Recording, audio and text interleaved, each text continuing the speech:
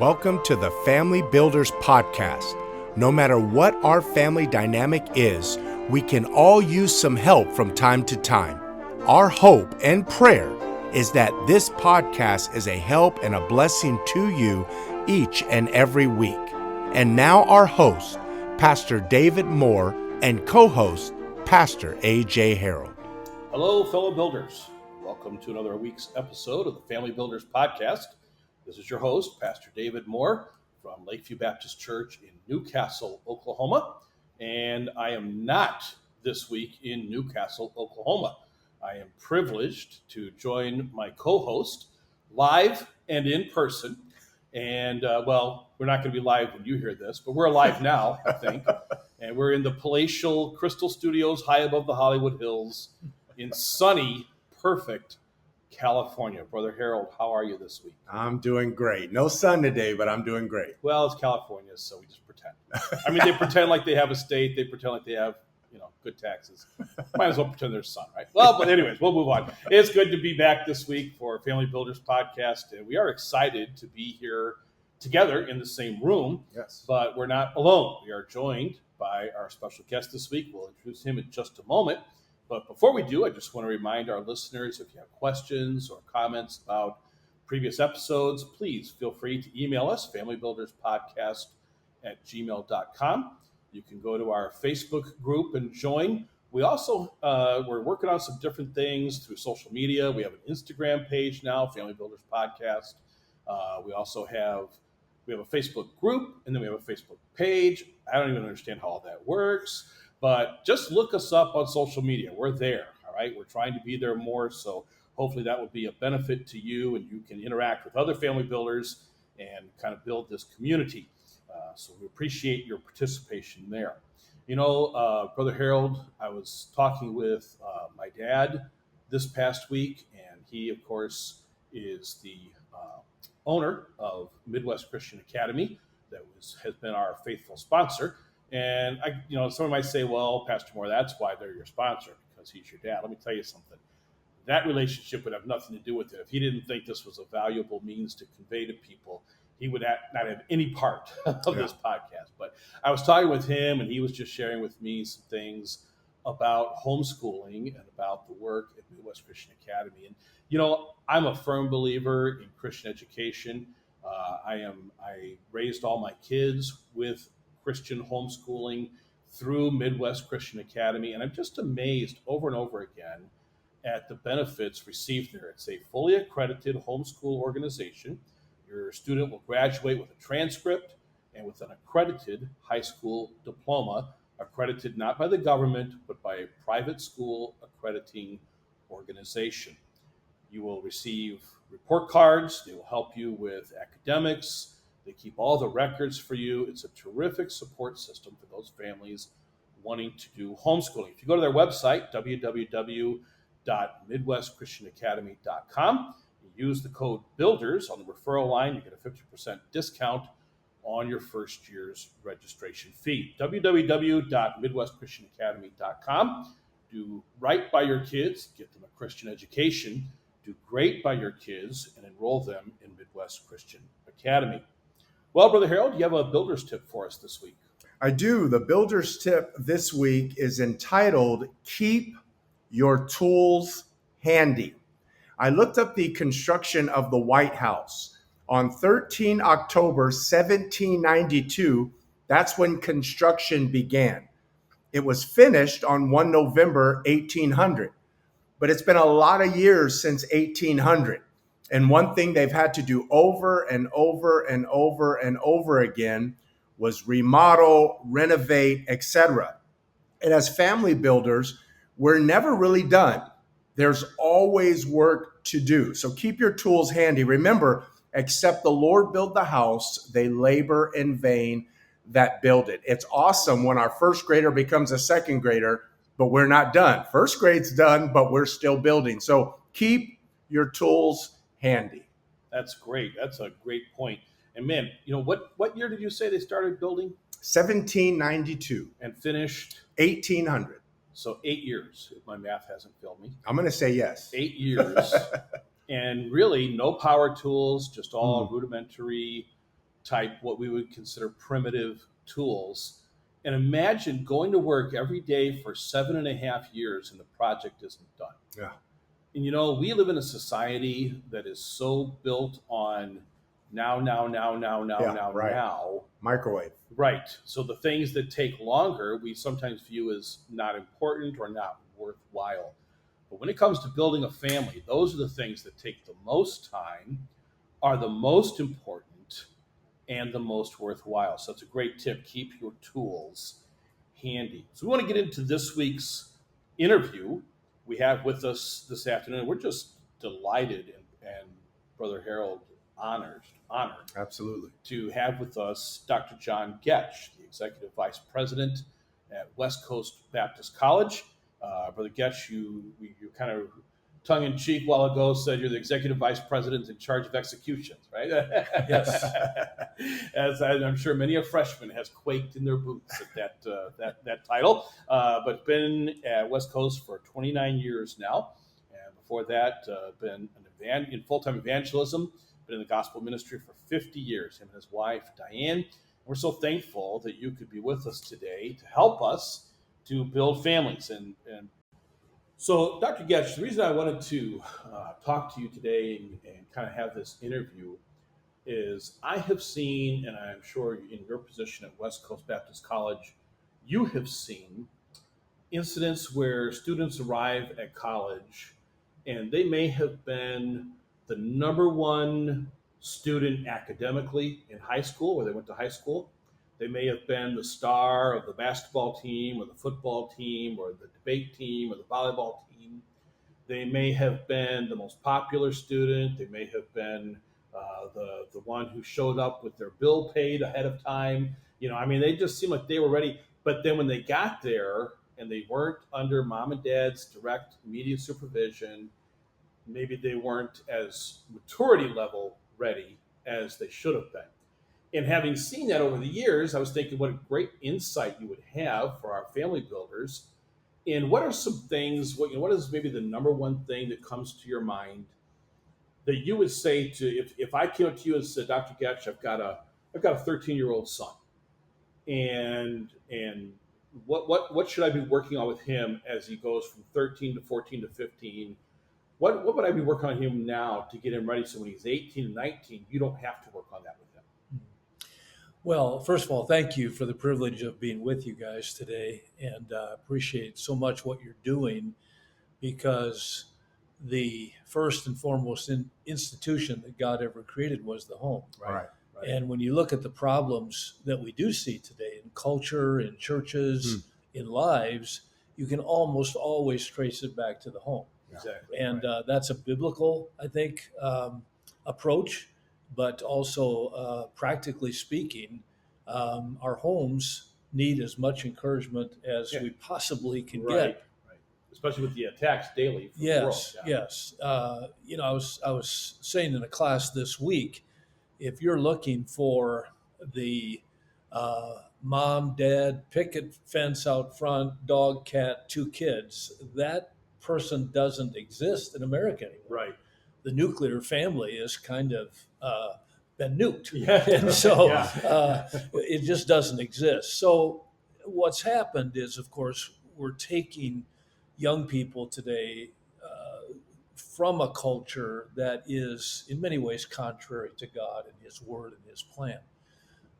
That's not to say there aren't good families. Right. They're doing everything possible to raise their kids for the glory of God. And I would hope our listeners today, obviously tuning into a podcast like this, would have that desire. So back to the question, I think that an amazing thing happens to a person at age 18. And that is that's a magical age of independence. Yeah. Sort of built into the DNA of a young person is, boy, when I'm 18, I'm going to go to the military, or I'm going to go to college, or I'm going to get a job. And even as parents, I remember growing up, it wasn't said much, but it was kind of insinuated that when you're 18, you're not living here anymore. You're going to do something with your life. Right. And I think the Lord has kind of equipped us in a way for that moment where those years of 18 to 22 really are a maturation period where you kind of grow up and you realize mom and dad aren't going to do it for me anymore. And I know when I went to college, probably the first thing I learned was how to do my laundry. Growing up on a that's farm, bad you memories know, for me, yeah. my dad and I, we took care of the cattle and all that kind of thing. And Right. mom and my sister took care of the laundry. Yeah. But all of a sudden, I had to grow up in some areas. And what happens at West Coast, and I'm sure in any college setting, is kids come home at Christmas and parents go, wow, what happened? Right. And they'll call us and give us all the credit. Yeah. And it's really not Yeah. due to anything we did. They just had to grow up. So how do you prepare them for that? You know, what are some keys, or how can we help them with that transition? And of course, teenagers, they want to be independent, and yet inwardly they're very dependent. Right. And they depend upon their parents for leadership. And unfortunately, some parents don't really think through how they can guide in that process of thinking for themselves, uh, building good work habits, developing their own spiritual walk with the Lord. And so, how can a parent begin early on as a child reaches adolescence and begins to become a little more independent? And I think it's very important for parents to first and foremost think about the spiritual aspects. We get so busy just trying to make a living. And as parents, we want the best for our kids. We kind of want it a little better than we had it. Yeah. We'd like them to have a car. We'd like them to have clothes that they wouldn't get laughed at. And, Right. and we'd like them to be able to go to youth activities and mission trips. Mm-hmm. And so parents work hard at the financial and the physical aspects of their kids because they want what's best for them. It's how they show they love them. But sometimes we don't stop and think about the time, as was mentioned earlier, that is necessary to develop them spiritually. And it's more than just opening the Bible around a dinner table. Yeah. That's important, and it's important to go to church. But are they seeing that daily walk with the Lord? Right. And then allowing that walk to be tested a little bit. Again, my dad never finished 8th grade. My dad was not a preacher. And yet he had a common sense spirituality to him. I often have said he's probably the most godly person I've ever known. Wow. But when the neighbors, as we were doing haying or harvest time with the neighbors, you know, somebody'd start telling a raunchy story or something, and my dad would just put his arm around me and say, "Come on, son, work's more fun than this." And in that way, he was leading me Right. to take a position. In other words, develop some convictions. Yeah. And you don't have to yell it. You don't have to get in somebody's face and be Right. rude about it, Right. but determine what you're going to do. Right. And I think we have to kind of coach our kids a little bit that way. And we have to realize that sometimes they're going to make the wrong decisions. I think as parents, we have to get past sometimes even our pride and how it may look on us and help our children navigate some of those decisions Right. that are forthcoming. Because as you said a minute ago, the age group where people are deconstructing their faith is between 18 and 24. I know. And they get away from perhaps, well, I have to do this, or I can't live at home, or I'm going to Right. get in trouble, or there's some discipline, or I won't have this privilege. And all of a sudden now they go to college and they don't really have to do anything. Yeah. And so now, have we gotten them to that place where they're able to make their own decisions? Have we coached them to that point? Seems like a lot of young people are getting to that 18 to 24-year-old stage and are just then learning about consequences. Yes. You know, cause and effect. You make the wrong decision, and these are the consequences. Well, wait a minute. Why is this happening to me? Well, remember when you made the decision, and I told you if you made the decision, there's going to be consequences. These are those, right? Yeah. So how are they? What are we missing as parents? Well, that's happening. It's exactly right. And, I will make a statement for instance, an ethics class. And I will say, I'll give an illustration of maybe getting spanked. And these kids will look at you today like, your parents spanked you? Wow. Mm. These are Christian kids. Yes. Right, Yeah, just, really. just making sure. Cream of the crop, really. Right, absolutely. And so, but I would say, and I don't have scientific data here, but I would say the vast majority of our kids have never been spanked. Wow. Now, again, I'm not, as you're not, proposing child abuse. No. Right. But we're talking about a biblical Right. model that's given in the scripture In fact, of discipline. Right. We've even done Couple episodes few, yeah. about, the wrong kind of discipline is abuse. Yeah. Yes. And if you're spanking a child out of anger, if you're just, the kid does something, you got mad, you got embarrassed, and so I'm going to whoop you. That's not discipline. That's not Right. corrective. That's just assuaging your own anger. That's abuse. And maybe a more detrimental abuse is the abuse of neglect, Yeah. where you're Yeah. doing nothing about it. Yep. Where the child, can do whatever he wants, and there is no consequence. Correct. Because there is no right and wrong. Yeah. And we're fighting that in our culture, but I think even in our Christian homes, we need dads to lead, and we need moms to support. Yeah. And show children that, like you said, the word consequences. We're responsible for our choices, but we're not always in control of the consequences. Right. But as parents, we have to help young people realize that he that sows to the flesh shall of the flesh reap corruption. Right. There are winners and losers. Yeah. Mm-hmm. We live in this participation trophy generation. Yeah. But when you die, if you have Christ, you win. If you Yeah. don't have Christ, you lose. Right. He that hath the Son hath life. Yeah. He that hath not the Son of God hath not life. There's no ribbon that's pinned on you and said, well, thanks for living. Come on to heaven. Yeah. But that's the way the world looks at it. Mm-hmm. Like, hey, I made it through life. I deserve to go to heaven. And so that funnels down to every aspect of life.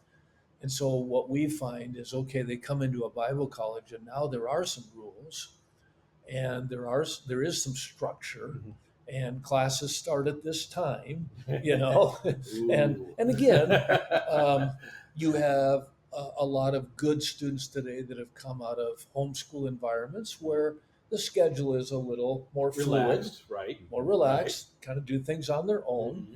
And we have to be careful that there's still a structure. When we were traveling as a family in evangelism, we get to the point when our kids were in school that we didn't go out for meals anymore. Mm-hmm. We told pastors, look, our children are important to us, and we have a schedule. And we start school at 8:00. That's good. So if we're going to stay out till midnight and do some Christian night clubbing, You're right. and fellowship, our kids aren't going to be ready, for school in the morning. Sure. And so we tried to create as much of a disciplined aspect to that. And I'm not saying we were perfect. I'm never going to write a book on raising kids because I just don't feel qualified. I think it's by the grace of God that our kids did right. But again, they need structure. They need leadership. They need to have some critical thinking, right, to where they can sort through a decision and determine from God's word, okay, what is the principle here that I need to follow? Right. Let me ask you this, Brother Goetsch, with regards to, you were talking about homeschooling while traveling, or just homeschooling in general, parenting in general. When your children possibly kicked against that, 8 a.m., but Dad, we went to bed at 1 or whatever. Yeah. What do we do as parents when there is a rub? I mean, there's just parenting, it's going to be a rub. What do we do? How do we approach that from our children when they kick against it? What do we do with that? Well, there's a very difficult word called balance. And balance is one of the most difficult things to obtain. There's a ditch on both sides of the road, right? Well, I've heard my dad say that 100,000 times in my life, I bet. And so sometimes we realize we're getting in the ditch on the right, and so then we overcorrect, and now we're in the ditch on the left. And I think with all this, discipline and rigor that we're talking about, there also has to be that understanding by the child that there's great reward in doing what's right. Wow. And building that into your culture. Because as a parent, you're focused on get this done, don't mess around. Right. If you do, you're going to be in trouble, blah, blah, blah. Well, what incentive have we put out there as a parent to say, if you do right, if this is done, then this is the result of that. When my wife was taking some education classes in college, there was a family, faculty member. They had 5 children. Their children were just like little angels. Right. And so in an education class, one of the girls raised her hand and she said, Mrs. Burkhardt, how have you and your husband managed for your kids to be so well behaved at church? Right. They just sit like statues and listen. And they were expecting some philosophical parenting advice. And Mrs. Burkhardt kind of smiled and said, we tell them they get ice cream on the way home if they're good. And that was probably one of the most valuable things of the class, because sometimes we forget that kids are motivated by doing right as well as responding to the discipline on the other side of the road. That's a very good point, because and I'm sure you've seen this too. This parents today, young parents today, they a lot of them parent by social media. What is the trend?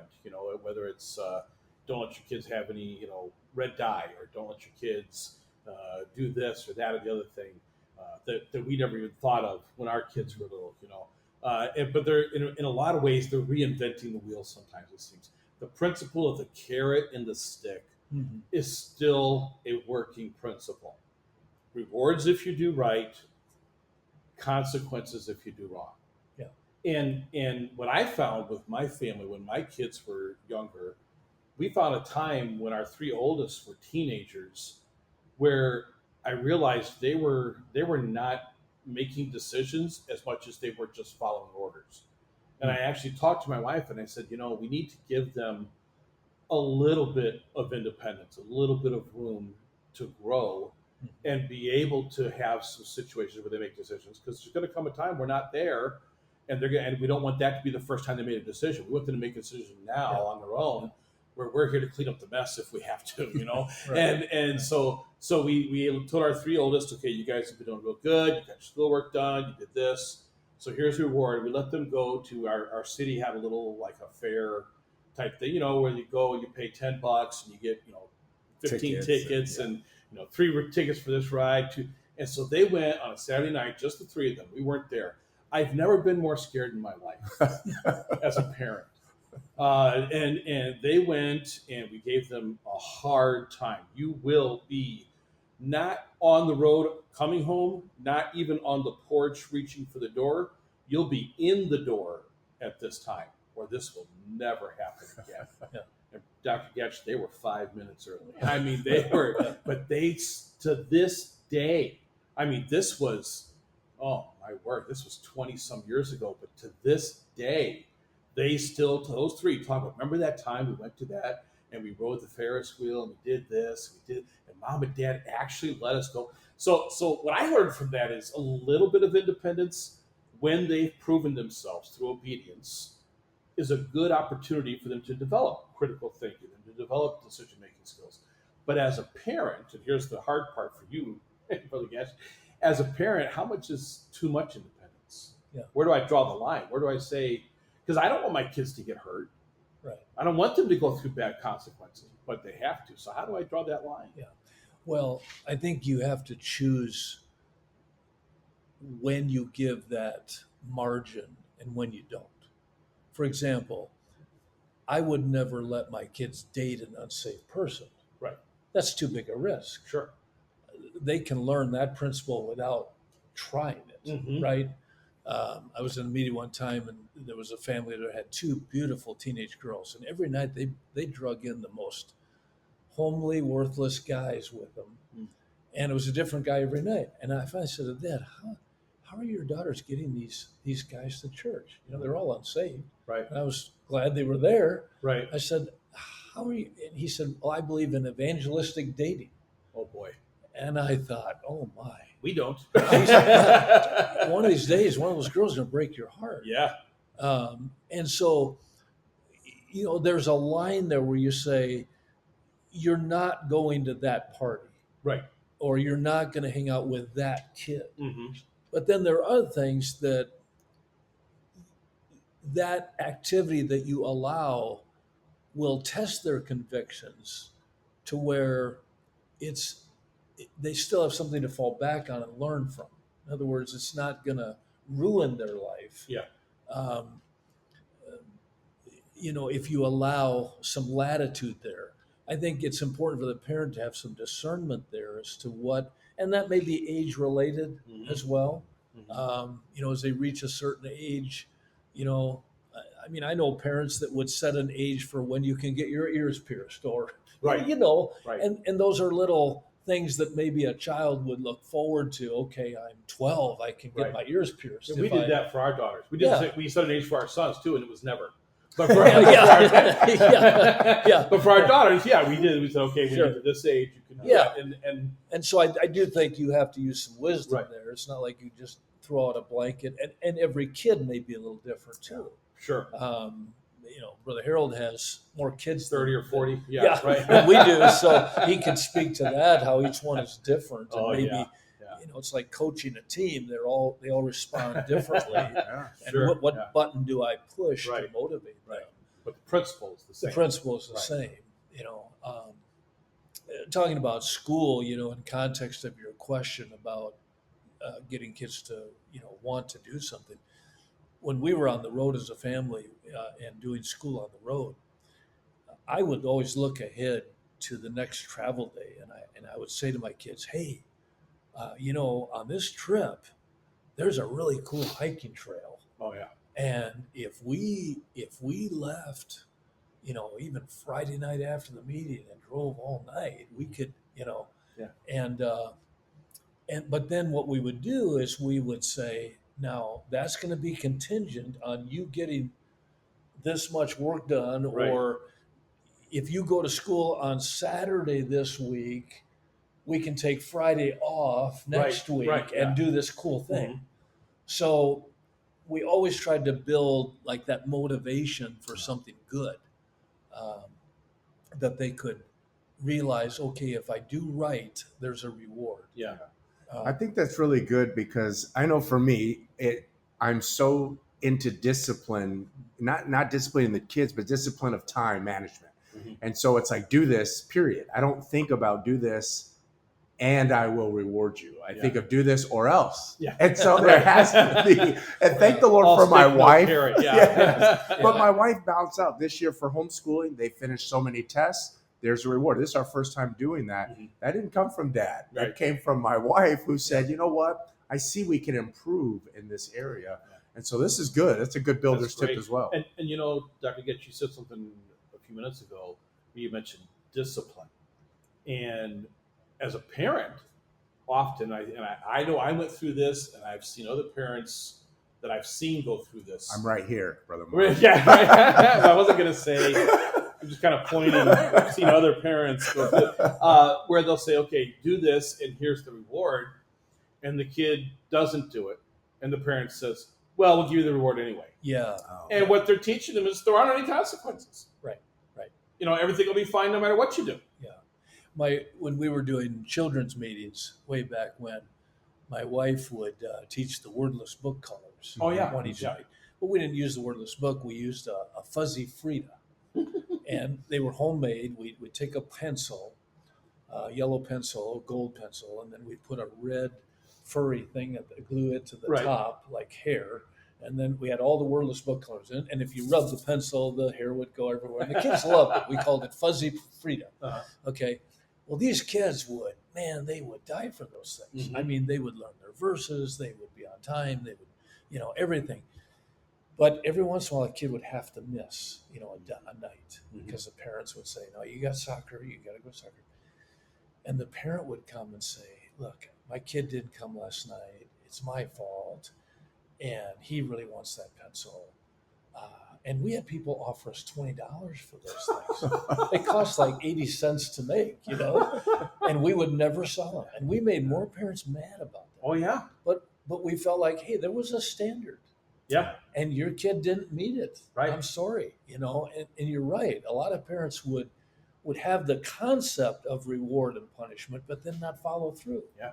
And as a result, the kid grows up, the home teaches about God, whether we're trying or not. Yeah. Wow. When we pray, we say, "Our dear Heavenly Father," Mm-hmm. and a child says, "Father, Father." Oh, God's like my dad. Mm.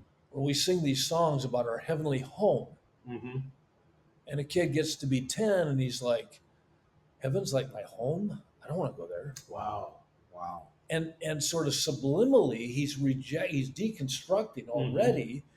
Because the picture is messed up. In fact, I've seen a stat by 11 years old, many kids have made the determination whether or not they're planning to go to church as adults. Yeah. And that's exactly what Yeah, and you have to think about, I constantly do this in the college. How does the customer view this, right? Right. Right. Yeah, it works for us as administration, but how does the student feel about this rule or whatever? The same is true as a parent. How does the kid see it? And even things that we preach, I think, in churches, we have to think, how is the kid comprehending this? Mm-hmm. I'll give you an example. Years ago, there was a church that we preached at about every 2 years. And there was a family called the Wagners, and he was a deacon. Mom was the organist. And they had, I think, 5 or 6 children. Well, the dad passed away. Sudden illness, passed away, and Mrs. Wagner did a phenomenal job of trying to raise those kids. Well, their youngest boy, his name was Jason, and he was too young to remember his dad. He never really knew his dad. He was alive, but wasn't comprehending that his dad had died. Well, when Jason got to be about 6 or 7, we got there for meetings, and Mrs. Wagner came to me and she said, "Could you talk to Jason?" And I said, "Sure. What do you want me to talk about?" She said, "Well, he's not saved. And he tells me he doesn't want to get saved." And she said, "Just worries me because I know he's old enough to understand everything." But he says, "No, Mom, I'm not getting saved." So I took him to McDonald's. I took this 7-year-old kid to McDonald's. We sat down and I said, "Jason, I understand you haven't gotten saved yet." He said, "No." And I said, "Do you mind telling me why you don't want to get saved?" He said, "Well," he said, "God is a man, and I'm a man. And if I get saved, I'm supposed to love God, and men aren't supposed to love men." Oh, wow. Now, in his little brain, he put it into a sexual connotation, that this was wrong. So he had a conviction about homosexuality, but he's bringing it over to salvation. And I thought, wow, this kid's really thought this through. And so I said, "Jason, does your pastor love you?" And I knew his pastor had taken those kids fishing and tried to be a surrogate dad to those kids. And you know what? He just broke down and started crying. He said, "Oh, I want to get saved." That's great. All he needed, because he never had a dad. Right. No fault of his, no fault of his dad's, but he never saw the love a dad gives his son. Mm-hmm. So all he had to think about was, my pastor loves me, and it's not sexual. Mm-hmm. And I love my pastor, and I can love God. Yeah. But see, sometimes we just think in our concept of understanding as a parent or as a preacher, Sunday school teacher, and we don't always think about, how does the kid see this? What's he comprehending? And sometimes you have to ask questions. You have to talk to him, and that takes time. Yeah, and that's something we don't have, or we don't think we have. Yeah, we don't take. Right. We have it. Yeah, we're spending it. So that's like the person who says, "I can't tithe." They don't have the money. You have it. You just spent it someplace else. Right. Exactly right. Yeah. Well, we got just a couple minutes left. I want to kind of turn the conversation 180 degrees if I can. So we talked about what are we not doing we need to do. What are some things you're seeing that are being done well with families that you would encourage them to do and continue? Well, I think consistency is so important for children to see. We're not perfect. No parent is perfect. Right.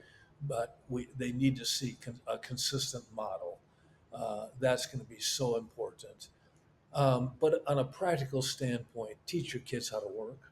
Oh, that's good. Wow. And it's hard in an urban culture to come up with enough work. Right. My dad didn't struggle with coming up with work on the farm. Right. You know? Yeah. Right. But I think, we live in this culture where everything's given, and we kind of have an expectancy or I'm owed something. And I see that even in Christians and in churches and whatnot. And I think teach your kids a good work ethic. And a little tip along that line.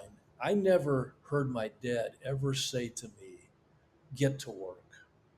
Not one time. My mom said that a few times. But when it came to my homework. But my dad never said to me, "Get to work." He always said, "Let's go to work." That's good. And so it was a leadership thing. Right. And I couldn't wait to go work with my dad because I always wanted to outwork him.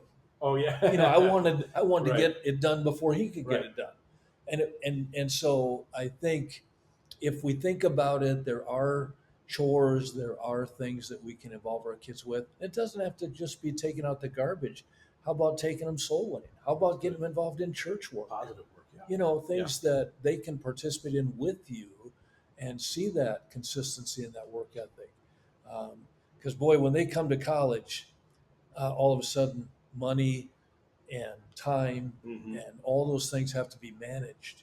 And if they're not prepared for that, it just blows them away. Yeah. And all of a sudden they're not getting their projects done. They're sleeping through class. Because they don't have that discipline. Right. I'm going through a series of lessons on discipline in our men's chapel this year. I actually went through it with our faculty last year and had such a good response that I kind of redesigned it for the men.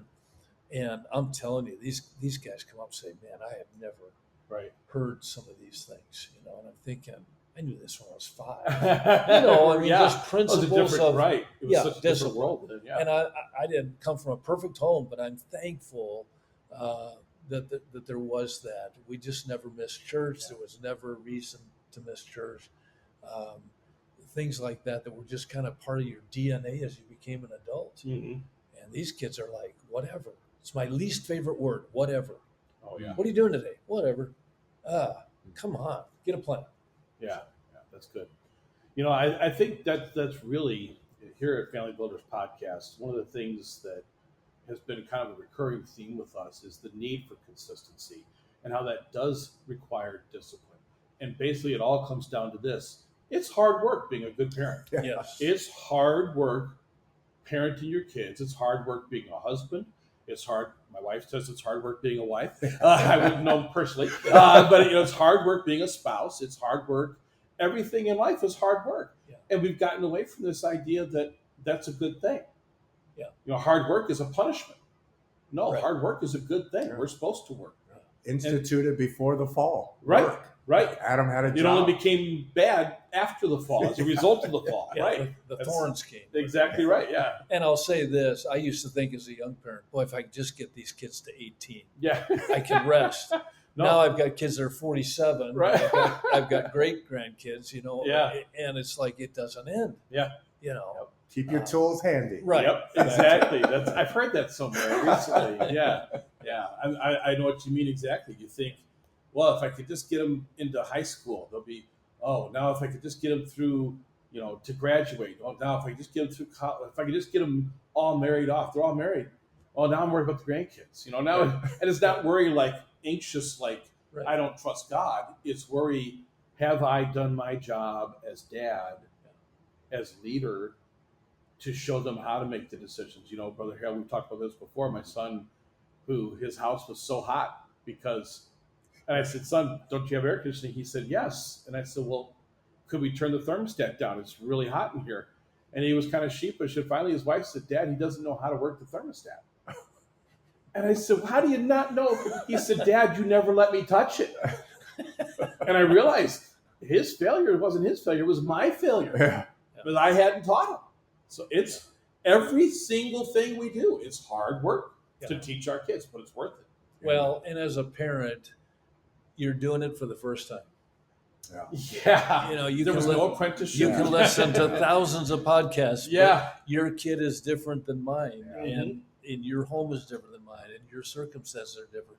And so there's no template other than the Word of God and following principles, and then just asking God for wisdom every day, because every part of that process is brand new, and that's where faith comes in. Yeah. Trust God. Well, amen. Brother Goetsch, thank you so much for joining us today. It's been a real honor and a privilege, and I know it's going to be a blessing and a help to our listeners. And to our listeners, just want to remind you again, if you would like to contact us, our email, familybuilderspodcast@gmail.com. Don't forget to visit our sponsor, MidwestChristianAcademy.com. And then remember to be praying for our brothers and sisters in Christ who have been in areas affected by Hurricane Helene and Hurricane Milton. Please be praying. There are Christians like us, Christians of like faith and practice, who have lost homes, who have lost church members, who have lost pastors, who have lost family members, children, adults. It is not being reported, and I don't want to get into the whole thing of why, but I'm telling you, this is a national tragedy, and it seems like very few people know about it. So be praying for those folks affected. Thank you again for listening, for being faithful to the podcast here. Brother Harold, why don't you go ahead and take us out? Sure. Thank you for listening to the Family Builders Podcast. Please subscribe and share this week's podcast with your friends and family.